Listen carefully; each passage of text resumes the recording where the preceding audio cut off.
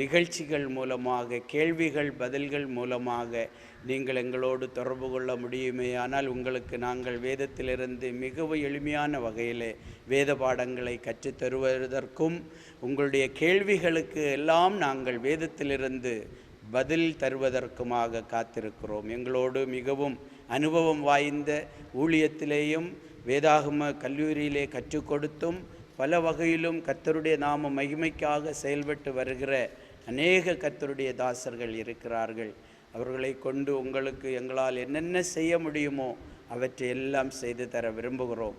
அதற்காக நீங்கள் இந்த வசனங்களை கேட்டு எங்களோடு தொடர்பு கொள்ளும்படிக்கு உங்களை அன்புடன் கேட்டுக்கொள்கிறோம். ஆண்டவர் இயேசு கிறிஸ்துவுடைய நாம மகிமைப்படுவதாக. இந்த நாளிலே இந்த ஊடகம் வாயிலாக உங்களை சந்திப்பதிலே, ஆண்டவர் இயேசு கிறிஸ்துவுக்கு சாட்சியாக இருப்பதிலே பெரிய மகிழ்ச்சி அடைகிறேன். ஆண்டவர் இயேசு கிறிஸ்துவுடைய நாமம் தொடர்ந்து மகிமைப்படும்படிக்காக இன்றிலிருந்து தொடர்ந்து கர்த்தராகிய இயேசு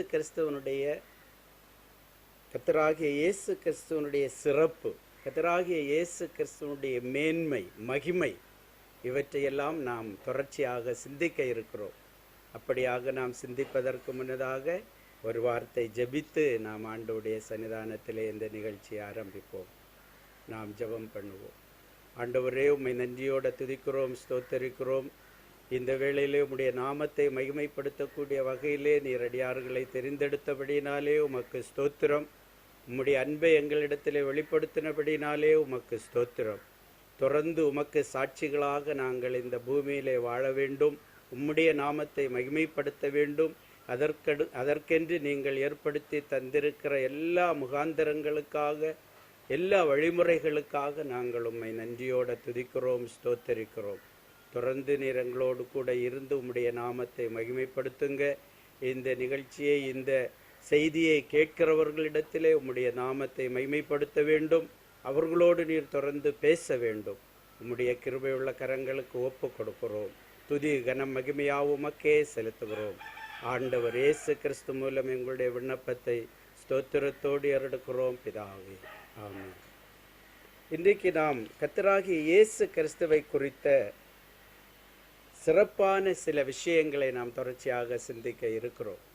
கர்த்தராகிய இயேசு கிறிஸ்து யார்? ஆண்டவர் இயேசு கிறிஸ்து இந்த பூமியிலே மனிதனாக பிறந்தவர். ஆண்டவர் இயேசு கிறிஸ்து சாதாரணமான ஒரு வாழ்க்கை வாழ்ந்தவர். ஆண்டவர் இயேசு கிறிஸ்து சாதாரண நிலைமையிலே மக்களோடு செயல்பட்டவர், அவர்களோடு பேசினவர், பழகினவர். இன்றைக்கும் பலரும் ஆண்டவர் இயேசு கிறிஸ்துவை ஒரு நல்ல மனிதனாகத்தான் கருதி கொண்டிருக்கிறார்கள். ஆண்டவர் இயேசு கிறிஸ்துவனுடைய சிறப்பு தான் என்ன, அதை குறித்து வேதம் என்ன சொல்லுகிறது என்பதனை தெளிவுபடுத்த விரும்புகிறோம். கர்த்தருடைய பரிசுத்த நாமம் மகிமைப்படுவதாக. கர்த்தராகிய இயேசு கிறிஸ்துவை தெளிவாக நாம் புரிந்து கொள்ள வேண்டும். முதலாவதாக அதற்கு ஆதாரமாக யோவான் எழுதின சுவிசேஷம் 3வது அதிகாரம் அதனுடைய 31வது வசனத்தில் நாம் விதமாக வாசிக்கிறோம். உன்னதத்திலிருந்து வருகிறவர் எல்லாரிலும் மேலானவர், பூமியிலிருந்துண்டானவன் பூமியின் தன்மையுள்ளவனாயிருந்து பூமிக்கு அடுத்தவைகளை பேசுகிறான். பரலோகத்திலிருந்து வருகிறவர் எல்லாரிலும் மேலானவர் என்று சொல்லி நாம் இந்த சுவிசேஷ பகுதியிலே வாசிக்கிறோம். இங்கு ஆண்டவர் இயேசு கிறிஸ்துவை குறித்து சொல்லும் பொழுது அவர் உன்னதத்திலிருந்து வருகிறவர் எல்லாரிலும் மேலானவர் என்று சொல்லப்படுகிறார். ஆக ஆண்டவர் இயேசு கிறிஸ்து முதலாவது அவர் உன்னதத்திலிருந்து வந்தவர். சாதாரண வகையிலே அவர் தோன்றி இருந்தாலும் கூட அவர் உன்னதத்திலிருந்து வந்தவர் ஆனபடியினாலே அவர் எல்லாவற்றிலும் மேலானவர் என்று இங்கே சொல்லப்படுகிறது. Praise the Lord. அவர் எல்லாவற்றிலும் மேலானவர் என்று சொல்லி நாம் வாசிக்கும் பொழுது எபோவ் ஆல் என்று சொல்லி ஆங்கிலத்தில் நாம் வாசிக்கிறோம். எல்லாவற்றிலும் மேலானவர். எது எல்லாவற்றிலும், எந்தெந்த எல்லாவற்றிலும் அவர் மேலானவர், எந்தெந்த வகையிலே அவர் மேலானவர். ஏன் அவர் மேலானவராக இங்கே சொல்லப்பட வேண்டும்? அவர் மேலானவராக இருப்பதனுடைய நோக்கம் என்ன? அது எதற்காக அவர் மேலானவர் என்று சொல்ல வேண்டும்? மேலானவர் என்று சொல்லும் பொழுதுதான் அந்த மேலானவருக்குரிய குணங்கள் அவரிடத்திலே இருக்கிறதா என்று சொல்லி நாம் இன்னொரு கேள்வியை கேட்க முடியும். அநேக தலைவர்கள் இருக்கிறார்கள், மத தலைவர்கள் இருக்கிறார்கள், அரசியல் வல்லுநர்கள் இருக்கிறார்கள், ஞானிகள் இருக்கிறார்கள், தத்துவ சிந்தனையாளர்கள் இருக்கிறார்கள். இவர்கள் எல்லாமே தங்களுக்கு கிடைத்த அறிவையும் தங்களுக்கு இருக்கிற திறமைகளும் ஏதோ அபரிவிதமான ஒரு சக்தி அவர்களுக்கு கொடுத்தது என்று சொல்லிக் கொள்கிறார்கள். ஆனால் ஆண்டவர் இயேசு கிறிஸ்துவை பொறுத்த மட்டிலும் நாம் பார்க்கும் பொழுது ஆண்டவர் இயேசு கிறிஸ்து மேலானவர் என்று சொல்லி நாம் வாசிக்கிறோம். ஏனென்றால் அவர் உன்னதத்திலிருந்து வருகிறவர் என்று சொல்லப்பட்டிருக்கிறது. அல்லேலூயா. கர்த்தராகிய இயேசு கிறிஸ்து ஒருவர் மட்டும்தான் உன்னதத்திலிருந்து வருகிறவர், வந்தவர் என்கிற ஒரு அந்தஸ்தை பெறுகிறார். வேறு பலரும் பல வகையான தத்துவங்களையும் கொள்கைகளையும் கோட்பாடுகளையும் சொல்லி உலக மக்களை வயப்படுத்தி இருந்தாலும் உன்னதத்திலிருந்து நான் வந்திருக்கிறேன் என்று சொல்லி யாருக்கும் சொல்ல முடியாது, யாரும் உரிமை பாராட்ட முடியாது. Praise the Lord. ஆனால் ஆண்டவர் இயேசு கிறிஸ்து ஒருவருக்கு மட்டும்தான் உன்னதத்திலிருந்து வந்தவர், மேலானவர் என்கிறதான ஒரு தன்மை அவருக்கு கொடுக்கப்பட்டிருக்கிறது. அதை அவரே இன்னும் அதிகமாக சொல்லுகிறார் பாருங்க. யோவான் எழுதின சுவிசேஷம் 6வது அதிகாரம் அதனுடைய 38வது வசனத்திலே வாசிக்கும் பொழுது, என் சித்தத்தின்படி அல்ல, என்னை அனுப்பினவருடைய சித்தத்தின்படி செய்யவே நான் வானத்திலிருந்து இறங்கி வந்தேன் என்று சொல்லுகிறார். Praise the Lord. என்னை அனுப்பினவருடைய சித்தத்தை செய்யும்படிக்கு நான் வானத்திலிருந்து இறங்கி வந்தேன் என்று திரும்பவும் சொல்லுகிறார். அப்ப முதலாவது சொல்லப்பட்டது உன்னதத்திலிருந்து வந்தவர், அவர் எல்லாரிலும் மேலானவர் என்று சொல்லப்பட்டது. இப்பொழுது அவரை குறித்து சொல்லப்பட்டது பிதாவினுடைய சித்தத்தின்படி செய்யவே நான் வானத்திலிருந்து இறங்கி வந்தேன் என்று சொல்லி அவரே சொல்லுகிறார். அப்ப வானத்திலிருந்து இறங்கி வருவது என்றால் எப்படி? ஒரு சாதாரண மனுஷனாலே வானத்திலிருந்து இறங்கி வர முடியுமா? வானத்திலிருந்து இறங்கி ஒருவர் வருகிறார் என்று சொன்னால் அவரை எல்லாரும் விந்தையோடும் ஆச்சரியத்தோடும் மிகவும் ஒரு எதிர்பார்ப்போடும் அல்லவா பார்ப்பார்கள். ஆண்டவர் இயேசு கிறிஸ்து இங்கே சொல்கிறார், ஆம், நீங்கள் பார்க்கிறது போல எதிர்பார்க்கிறது போல நான் விந்தைக்குரியவர் தான், ஆச்சரியத்திற்குரியவர் தான். ஏனென்றால் நான் வானத்திலிருந்து இறங்கி வந்தேன். எதற்காக வந்தேன்? பிதாவினுடைய சித்தத்தை செய்யும்படிக்காக வந்தேன். Praise the Lord. ஆண்டவர் இயேசு கிறிஸ்து உயர்ந்தவர், உன்னதமானவர், மேலானவர், சிறப்பானவர், மேன்மையானவர், மகிமையானவர், நிகரில்லாத சர்வேசன் என்றெல்லாம் அவரை குறித்து சொல்லுவதற்கான முக்கிய காரணம், முதல் காரணம், அவர் வானத்திலிருந்து இறங்கி வந்தவர், பரலோகத்திலிருந்து வந்தவர், உன்னதத்துக்குரியவர், உன்னதத்திலும் மேலானவர். அல்லேலூயா. அதனாலே தான் அவர் எல்லாரிலும் சிறப்பாக காணப்படுகிறார். இரண்டாவதாக நாம் இங்கே வாசிக்கும் பொழுது வானத்திலிருந்து இறங்கி எதற்காக வந்தார்? தனக்கென்று சொல்லி கொஞ்சம் ஆட்களை சேர்த்து கொள்வதற்கா? இல்லை தனக்கென்று சொல்லி ஒரு சங்கத்தை ஏற்படுத்தி கொள்வதற்கா? இல்லை தனக்கென்று சொல்லி கொஞ்சம் பக்தர்களை ஏற்படுத்தி கொள்வதற்கா? இல்லை. இங்கே வந்தது பிதாவுனுடைய சித்தம் செய்வதற்காக. அண்ட சராசரத்தையும் படைத்து கட்டி காக்கிற ஒரு ஈசன், ஒரு தேவன், ஒரு பரம்பொருள், ஒரு மேன்மையான ஒருவர் இருக்கிறார். நாம் எல்லாம் அவரை கடவுள் என்றும் இறைவன் என்றும் சொல்லக்கூடிய ஒருவர், அண்ட சராசரத்தையும் படைத்து கட்டி காக்கிற ஒருவர், கண்ணுக்கு புலப்படாமல் ஒருவராலும் தென்படக்கூடியவராக இல்லாமல் அதரிசனமான தேவனாக, யாருக்கும் வெளிப்பட முடியாத, யாரும் அவரை பார்க்க கூடாத நிலைமையிலே ஒருவர் இருக்கிறார். அதை எல்லாரும் பல்வேறு நிலைகளிலே பெயரிட்டு சொல்லுகிறார்கள். சிலர் சக்தி என்கிறார்கள், சிலர் படைக்கும் ஆற்றல் என்கிறார்கள், சிலர் வேறு பல பெயர்களிலும் எல்லாவற்றையும் இயக்குகிற ஆற்றல் என்றெல்லாம் சொல்லுகிறார்கள். ஆனால் அந்த பரம்பொருளை, அந்த மெய்யான இறைவனை, அண்ட சராசரத்தை படைத்தவரை ஒருவனும் ஒரு காலும் கண்டதில்லை, காணக்கூடாதவர். அவருடைய சித்தம் செய்யும்படிக்காக இதோ அங்கிருந்து ஒருவர் இறங்கி வருகிறார். அதுதான் இயேசு கிறிஸ்துவுடைய சிறப்பு. அல்லேலூயா. இயேசு கிறிஸ்துவனுடைய சிறப்பு என்பது அந்த காணக்கூடாத தேவனை வெளிப்படுத்தும்படிக்கு, அந்த காணவே முடியாத, நூற்றாண்டுகளாக பல ஞானிகள் தேடி, பல ஆராய்ச்சியாளர்கள் தேடி தேடி கடவுள் எங்கே, கடவுள் எங்கே, கடவுளை காண்பது எதிலே, எங்கே என்றெல்லாம் கேட்டுக்கொண்டிருந்தவர்களுக்கு விடை கொடுக்கும்படிக்காக பரலோகத்திலிருந்து இறங்கி வந்த ஒரு தேவன், அவர் இயேசு கிறிஸ்து. அவர் எதற்காக வந்தார் என்றால் பிதாவுனுடைய சித்தத்தின்படி செய்வதற்காகவே இந்த பூமிக்கு வந்தார். அல்லேலூயா. பிதாவினுடைய சித்தம் தான் என்ன? அதை தொடர்ந்து நாம் பார்ப்போம். இன்னும் 8வது அதிகாரம், இதே யோவானுடைய 8வது அதிகாரம் அதனுடைய 23வது வசனத்திலே நாம் வாசிக்கும் பொழுது, அவர் அவர்களை நோக்கி, நீங்கள் தாழ்விலிருந்து உண்டானவர்கள், நான் உயர்விலிருந்து உண்டானவன். நீங்கள் இந்த உலகத்திலிருந்து உண்டானவர்கள், நான் இந்த உலகத்திலிருந்து உண்டானவன் அல்ல. Praise the Lord. இரண்டாவதாக ஆண்டவர் இயேசு கிறிஸ்து மேலும் தன்னை குறித்து சொல்லுகிறார். தன்னை நாடி வந்த, தன்னிடத்திலே அப்பம் புசிப்பதற்காக வந்த, தன்னிடத்திலே நோய்களை குணப்படுத்திக் கொள்ளும்படிக்காக வந்த, தன்னிடத்திலே பிசாசுகளை துரத்தி கொள்ளும்படிக்காக வந்த, பசியோடு வந்த, பிணியோடு வந்த நூற்றுக்கணக்கான மக்கள், ஆயிரக்கணக்கான மக்கள் ஒருபுறம் இருக்க, தன்னிடத்திலே கேள்விகளை கேட்டுக்கொண்டு தான் யார், தான் எதற்காக இங்கே வந்தார் என்று சொல்லி அறியும்படிக்கு இதோ ஒரு கூட்டம், பரிசேயர், சதுசேயர், ஏரோதியர் போன்றதான கூட்டங்கள், வேதத்தை நன்கு கற்றறிந்தவர்கள், வேத வல்லுநர்கள், வேதத்தை எல்லாம் ஆராய்ச்சி செய்தவர்கள், அவர்களும் இவரை பார்த்து கேட்கிறார்கள். அவர்களுக்கெல்லாம் அவர் பதில் சொல்லக்கூடியதுதான், நீங்களெல்லாம் இந்த உலகத்தில் இருந்து உண்டானவர்கள், நான் இந்த உலகத்திலிருந்து உண்டானவன் அல்ல. Praise the Lord. ஆண்டவர் இயேசு கிறிஸ்துவினுடைய ஒரிஜின், அவருடைய தோற்றம், அவருடைய உற்பத்தி இந்த உலகத்திலிருந்து உண்டானது அல்ல. இந்த உலகத்திலிருந்து உண்டானது அல்ல என்று சொல்லும் பொழுது அதை நாம் எப்படி காண முடியும்? எல்லாருக்கும் ஒரு உற்பத்தி இருந்தது, எல்லாருக்கும் ஒரு தோற்றம் இருக்கிறது. எல்லாரும் தாங்கள் தோன்றி வந்த இடத்தை நோக்கும் பொழுது ஒரு தாயினுடைய வயிற்றிலே தோன்றி வருகிறார்கள். அதிலே எந்த மாற்று கருத்தும் இல்லை. ஆனால் ஆண்டவர் இயேசு கிறிஸ்துடைய தோற்றத்தை குறித்து இங்கே வித்தியாசமாக அவரே சொல்கிறார். பாருங்க, நான் இந்த உலகத்திலிருந்து உண்டானவன் அல்ல.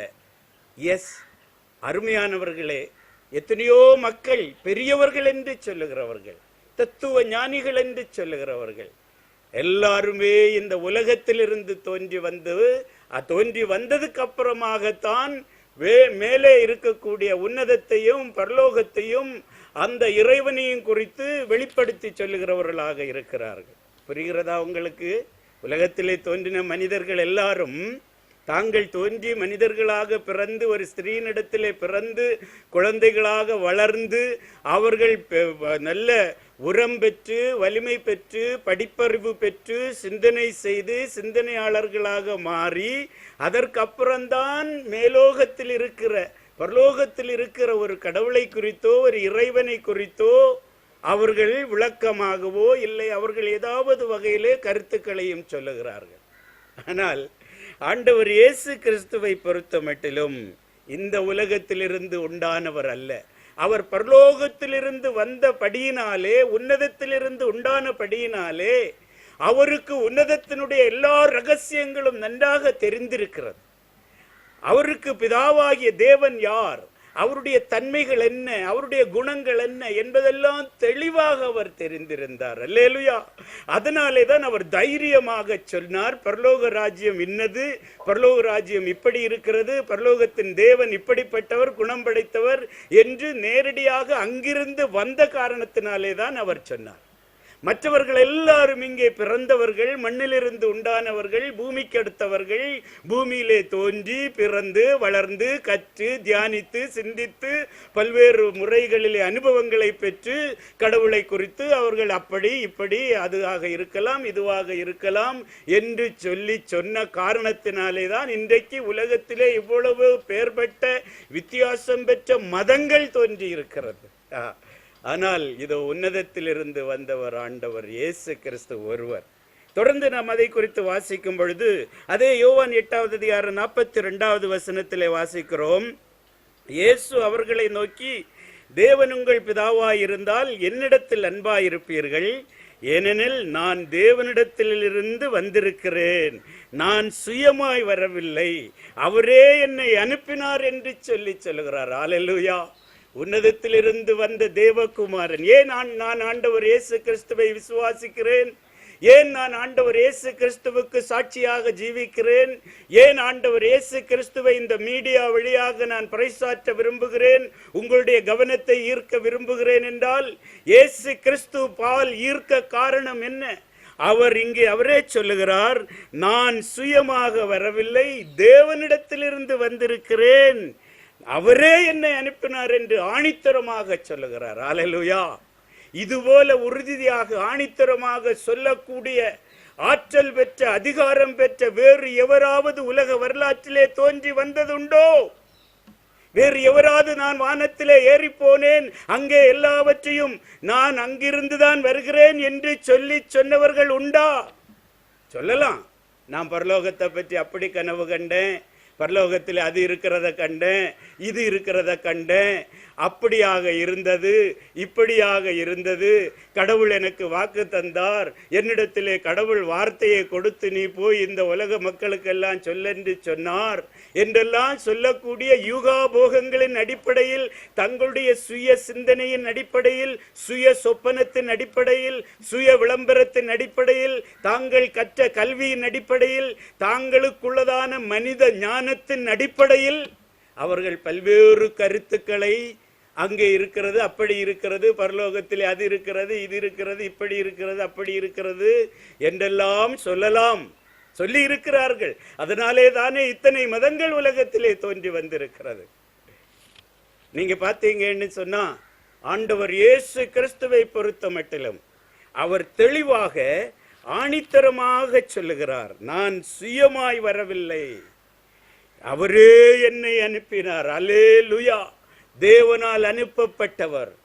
ஏன் அவர் உன்னதத்திலிருந்து இறங்கி வந்தவர், எல்லாரிலும் மேலானவர் என்று சொல்ல காரணம் என்றால், அவர் தேவனிடத்திலிருந்து அனுப்பப்பட்டவர், அவர் தேவனால் அனுப்பப்பட்டவர், அவர் தேவனிடத்திலே இருந்தவர், தேவனோடு வாழ்ந்தவர், தேவனாய் இருந்தவர். அதனாலே தான் அவர் உன்னதத்திலிருந்து இறங்கி வந்தவர், எல்லாரிலும் மேலானவர் என்று பரிசுத்த வேதம் அவரை குறித்து சொல்லுகிறது. அல்லேலூயா. நம்முடைய ஆண்டவர் இயேசு கிறிஸ்து எவ்வளவு அருமையானவர். இந்த ஆண்டவர் இயேசு கிறிஸ்துவை போல பிதாவால் அனுப்பப்பட்டவர், உன்னதத்திலிருந்து இறங்கி வந்தவர், தேவனுக்கு சமமாக இருந்தவர் வேறு எவருமே உள்ளதாக இருப்பதாக இந்த உலக வரலாறு மட்டுமல்லாமல் எந்த வரலாறை பரிசோதித்து பார்த்தாலும் சொல்லவே முடியாது. எவருக்குமே அறுதியிட்டு உறுதியாக சொல்ல முடியாது. அல்லேலூயா. அப்படி ஒருவர் சொல்ல வேண்டுமானால் அவர் ஆண்டவர் இயேசு கிறிஸ்துவை போன்ற இன்னொருவராகத்தான் இருக்க வேண்டும். அப்படி ஆண்டவர் இயேசு கிறிஸ்துவை போன்ற இன்னொருவர் உலகத்திலே உண்டோ? இல்லை என்றுதான் அனைவரும் ஒத்துக்கொள்வார்கள், எல்லா மக்களும் ஒத்துக்கொள்வார்கள். அல்லேலூயா. தொடர்ந்து நாம் வாசிக்கும் பொழுது இதே யோவான் சுவிசேஷத்திலே நாம் என்ன வாசிக்கிறோம்? 16வது அதிகாரம் 30வது வசனத்தை நாம் வாசிக்கும் பொழுது ஆண்டவர் இயேசு கிறிஸ்து தாமே இப்படியாக சொல்லுகிறார். அவருடைய சீஷர்கள் கூட அவருக்கு சாட்சி கொடுக்கிறார்கள். இயேசு கிறிஸ்துவை சொன்னதை குறித்து, அவர் உயரத்திலிருந்து வந்தவர் என்று சொன்னதை குறித்து, பிதாவினிடத்திலிருந்து அனுப்பப்பட்டவர் என்பதனை குறித்து, அவரோடு வாழ்ந்து அவரோடு பழகின, நேரடியாக தொட்டு அனுபவித்து உணர்ந்த சீஷர்கள் என்ன சொல்லுகிறார்கள் பாருங்க. 16வது அதிகாரம் 30வது வசனத்தில், நீர் எல்லாவற்றையும் அறிந்திருக்கிறீர் என்றும் ஒருவன் உம்மை வினவ வேண்டியதில்லை என்றும் இப்பொழுது அறிந்திருக்கிறோம், இதனாலே நீர் தேவனிடத்தில் வந்தீர் என்று விசுவாசிக்கிறோம். இதனாலே நீர் தேவனிடத்திலிருந்து வந்தீர் என்று விசுவாசிக்கிறோம். அல்லேலூயா. அவரோடு கூட வாழ்ந்திருந்த சீஷர்கள், அவரோடு கூட 33.5 ஆண்டுகளாக காலமாக குழுமி இருந்த நண்பர்கள், தோழர்கள், உற்றார் உறவினர்கள், அவர் தெரிந்து கொண்டதான சீஷர்கள், அப்போஸ்தலர்கள், அவர்களே சொல்லுகிறார்கள். எப்படி சொல்லுகிறார்கள்? இதனாலே நீர் தேவனிடத்திலிருந்து வந்தவர் என்று விசுவாசிக்கிறோம். அல்லேலூயா.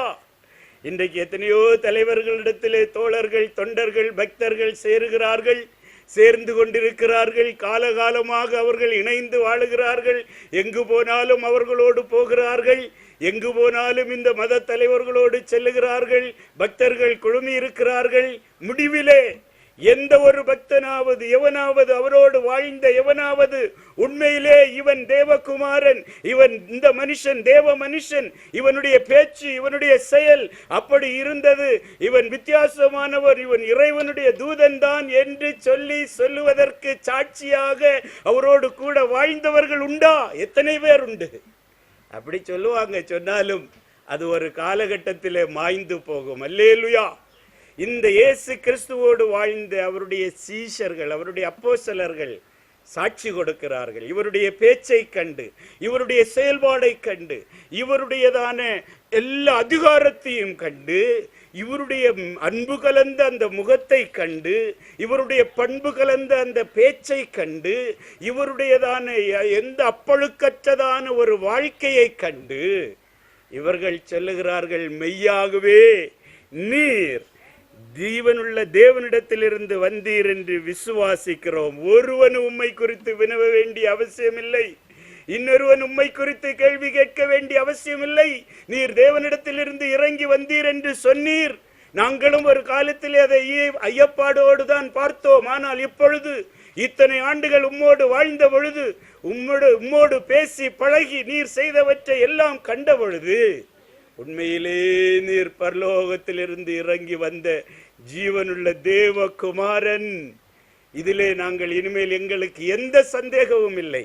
இனிமேல் நாங்கள் இதை வேறு எவரிடத்திலிருந்தும் கேட்டு தெரிந்து கொள்ள வேண்டிய அவசியம் இல்லை. இதற்காக நாங்கள் இனிமேல் ஆராய்ச்சி பண்ணித்தான் தெரிந்து கொள்ள வேண்டும் என்றில்லை. ஏனென்றால் நீர் தேவனிடத்தில் வந்தீர் என்று நாங்கள் விசுவாசிக்கிறோம் என்று சொல்லி அவரை குறித்து சொன்னார்கள். பாருங்க, இன்னொரு வசனத்தை கூட வாசிக்கும் பொழுது 1 கொரிந்தியர் 15வது அதிகாரம் 47வது வசனத்திலே நாம் இப்படியாக வாசிக்கிறோம். 1 கொரிந்தியர் 15வது அதிகாரம் 47வது வசனம், முந்தின மனுஷன் பூமியிலிருந்து உண்டான மண்ணானவன், இரண்டாம் மனுஷன் வானத்திலிருந்து வந்த கர்த்தர். அல்லேலுயா. இன்னும் வருஷம் தாண்டி 50 வருஷத்துக்கு கிட்ட ஆயிடுச்சு இது எழுதும்போ. இயேசு கிறிஸ்து மரித்து அடக்கம் பண்ணப்பட்டு உயிர்த்தெழுந்து பரலோகத்திற்கு எடுத்துக்கொள்ளப்பட்டு கிட்டத்தட்ட 50 வருஷம் ஆகுது.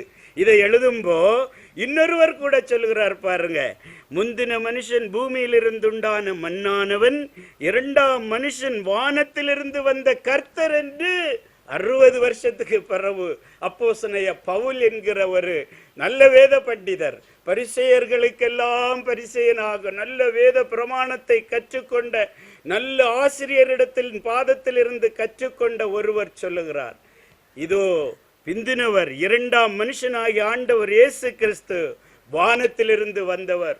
உலகம் கண்ட மனிதர்களில் எல்லாம் இதுபோல ஒரு மனிதரை நான் காணவில்லை, இதுபோல ஒருவரை நான் அறிந்ததில்லை.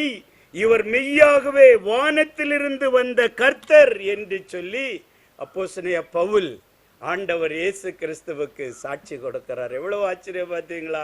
நாம முதலாவது எப்படி ஆரம்பித்தோம்? உன்னதத்திலிருந்து வந்தவர் எல்லாரிலும் மேலானவர். அல்லேலூயா. நாம் நம்புவதற்கும், நாம் தஞ்சமடைவதற்கும், நாம் விசுவாசிப்பதற்கும் ஒருவர் உன்னதத்திலிருந்து வர வேண்டும்.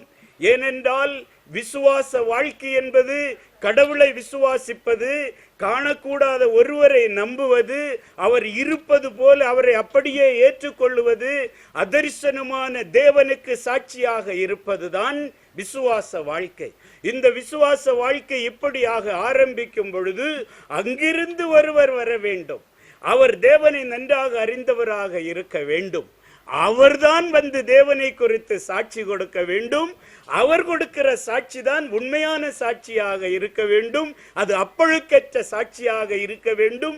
எந்த லெபார்டரியிலே போட்டு சோதனை பண்ணினாலும் அந்த சாட்சிக்கு எந்த ஒரு களங்கவுமே வரக்கூடாது. அல்லேலூயா. அந்த வகையிலே தான் ஆண்டவர் இயேசு கிறிஸ்துவை குறித்து சொல்லப்பட்டிருக்கிறது. அவர் உன்னதத்திலிருந்து வந்தவர், எல்லாவற்றிலும் மேலானவர் என்று சொல்லப்பட்டிருக்கிறது. பாருங்க, இது மட்டுமல்லாமல் நாம் இன்னும் இந்த ஏசாயா தீர்க்கதரிசியின் புஸ்தகம் 52வது அதிகாரத்தில் நாம் இப்படியாக வாசிக்கிறோம்.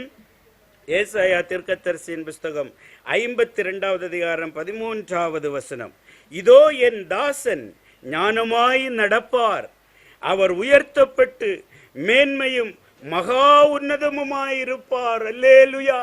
என் தாசன், இது யாரு சொன்னது? பரலோகத்தின் தேவன் சொன்னது.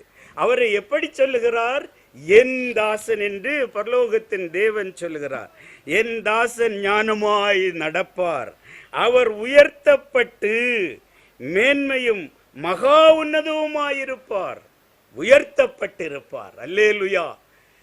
பிலிப்பியர் 2வது அதிகாரத்திலே நாம் வாசிக்கும் பொழுது, இவர் பரலோகத்தின் தேவன், பரலோகத்திலிருந்து வந்தவர், மேலானவர், மேன்மையானவர், சிறப்பானவர், சிறப்பு பெற்றவர் இவர் இந்த பூமிக்கு வந்த பொழுது அடிமையின் ரூபம் எடுத்து தன்னைத்தானே தாழ்த்தி சிலுவையின் மரண பரியந்தம் தன்னை ஒப்பு கொடுத்து தன்னைத்தானே வெறுமையாக்கி தாழ்த்தினதினாலே கர்த்தராகிய இயேசு கிறிஸ்து மரித்து அடக்கம் பண்ணப்பட்டு 3ஆம் நாள் உயிர்த்தெழுந்ததினாலே பிலிப்பியர் 2வது அதிகாரத்தில் நாம் இப்படியாக வாசிக்கிறோம். இந்த ஏசாயா 52வது அதிகாரத்திலே வாசித்த அதே வசனத்தின் தொடர்பிலே தான் நாம் வாசிக்கிறோம். அங்கே இப்படியாக நாம் என்ன வாசிக்கிறோம்? ஆதலால் தேவன் எல்லாவற்றுக்கும் மேலாக அவரை உயர்த்தினார். அல்லேலூயா. கர்த்தராகிய இயேசு கிறிஸ்து பரலோகத்திலே இருந்தவர், தேவனுக்கு சமமாக இருந்தவர், தேவனுடைய எல்லா அதிகாரத்தையும் ஆக்கத்தையும் ஊக்கத்தையும் ஆற்றலையும் அறிவையும் திறமையும் வல்லமையும் ஞானத்தையும் அந்தஸ்தையும் பெற்றிருந்தவர். அவை எல்லாவற்றையும் விட்டு தன்னைத்தானே தாழ்த்தி ஒரு மனிதனாக ரூபம் எடுத்து வந்த பொழுது, தன்னைத்தானே தாழ்த்தி ஒரு சாதாரண வகையிலே ஒரு பெரிய ஞானி என்று சொல்லிக் கொள்ளவில்லை. உலகத்தில் நீங்க ஏதாவது சாதாரண மனுஷங்களை பார்த்தா அவங்களுக்கு ஏதாவது கொஞ்சம் திறமை இருந்தா போதும், கொஞ்சம் ஆற்றல் இருந்தா போதும், அப்புறம் அவங்கள பிடிக்கவே முடியாது. அந்த அளவுக்கு மனிதர்கள் சொல்லிக் கொள்ளுகிறார்கள். ஆனால் இயேசு கிறிஸ்து அப்படி அல்ல. அவர் தன்னைத்தானே தாழ்த்தின பொழுது அவர் உயர்த்தப்பட்டார். அல்லேலூயா. அதனாலே தான் அவரை குறித்து வேதம் சொல்லுகிறது, உன்னதத்திலிருந்து வந்தவர், எல்லாவற்றிற்கும் மேலானவர். பிரியமுள்ளவர்களே, இந்த வேளையிலே கூட நாங்கள் உங்களுக்கு ஞாபகப்படுத்தக்கூடியது, முதலாவது கர்த்தராகிய இயேசு கிறிஸ்து ஒருவர் மட்டும்தான் அவர் எல்லாவற்றுக்கும் மேலானவர். அவர் உன்னதத்திலிருந்து வந்தவர், அவர் பிதாவினால் அனுப்பப்பட்டவர், பிதாவினுடைய சித்தம் செய்யும்படிக்கு வந்தவர். அந்த பிதாவினுடைய சித்தம் செய்யும்படிக்கு தன்னைத்தானே தாழ்த்தி வந்த காரணத்தினாலே அவர் உயர்த்தப்பட்டிருக்கிறார், மகா மேன்மையாக்கப்பட்டிருக்கிறார். அவர் இன்றைக்கு எல்லா நாமத்திலும் மேலான நாமத்தை உடையவராக இருக்கிறார். எவ்வளவு ஆச்சரியம் பார்த்தீங்களா? இந்த இயேசு கிறிஸ்துவை விசுவாசித்து அவருக்கு ஒப்பு கொடுத்து வாழ்வதிலே என்ன தப்பு, என்ன தவறு இருக்கிறது? இந்த இயேசு கிறிஸ்து மகா மேன்மையானவராக, எல்லாரிலும் சிறப்பானவராக அல்லவா இருக்கிறார். இவருக்கு நாம் ஒப்பு கொடுப்போமா? விசுவாசிப்போமா? நம்முடைய கண்களை மூடி நாம் ஜெபிப்போம். ஆண்டவரே, இம்மட்டு நேரம் உம்முடைய பிரசன்னம் எங்களோடு கூட இருந்தமைக்காக உமக்கு ஸ்தோத்திரம் செலுத்துகிறோம். கர்த்தராகிய இயேசு கிறிஸ்துவாகிய நீர் எந்த அளவுக்கு உயர்ந்தவராக இருக்கிறீர். நீர் உம்மை தாழ்த்தி கொண்டு பிதாவினுடைய சித்தம் செய்யும்படிக்காக வந்தீர். மனிதனாக தென்பட்டு தொடர்ந்து உயர்த்தப்பட்டவராக, மகா ஞானமும் மகா மேன்மையும் பெற்றவராக வீற்றிருக்கிறபடினாலே ஸ்தோத்திரம். உம்மை நாங்கள் விசுவாசிக்கிறதுனாலே பேறு பெற்றிருக்கிறோம். தொடர்ந்து இந்த விசுவாசத்திற்குள் பலரும் வரும்படிக்கு நீங்க உதவி செய்யுங்க. துதிகன மகிமையா உமக்கே செலுத்துகிறோம். இயேசு கிறிஸ்து மூலம் பிதாவே, ஆமேன்.